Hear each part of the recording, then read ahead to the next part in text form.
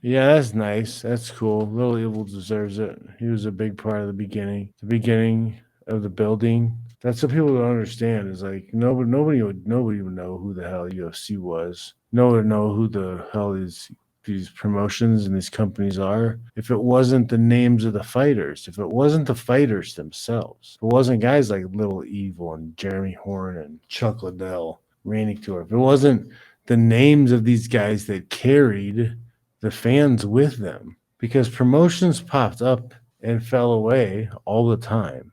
But people remember the guys' names. People remember the fighters' names. And those fighters are the ones who built those promotions. When those fighters went to those promotions, did well, people saw them, people associated them with that promotion. That's what built up the UFC. That's what built up those letters.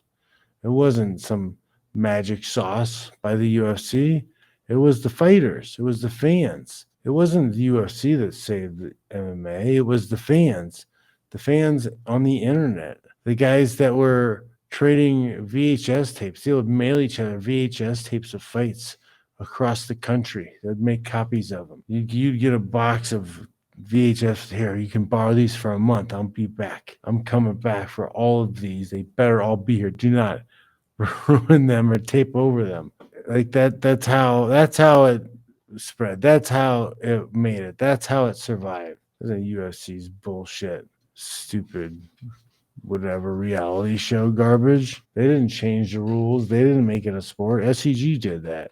There's such a lie told to everybody about how MMA, how NHB, how the UFC became dominant. It's such a lie. They paid for that like interview, like whatever, sit down. Hey, this used to be a cock sport, blah blah blah blah. They paid for it. That wasn't an interview. That wasn't some kind of investigative journalism. That was a paid, sponsored event. That was an infomercial. The infomercial dress. And then everybody, when you ask them about the UFC's creation, they mimic back the same story. Oh, well, they bought this dude. They bought it with a fledgling company that was failing for $2 million. There's a 10-mile story ahead of that point. They don't want to tell you about. I'm sorry, I'm ranting. Sorry if I rant tonight.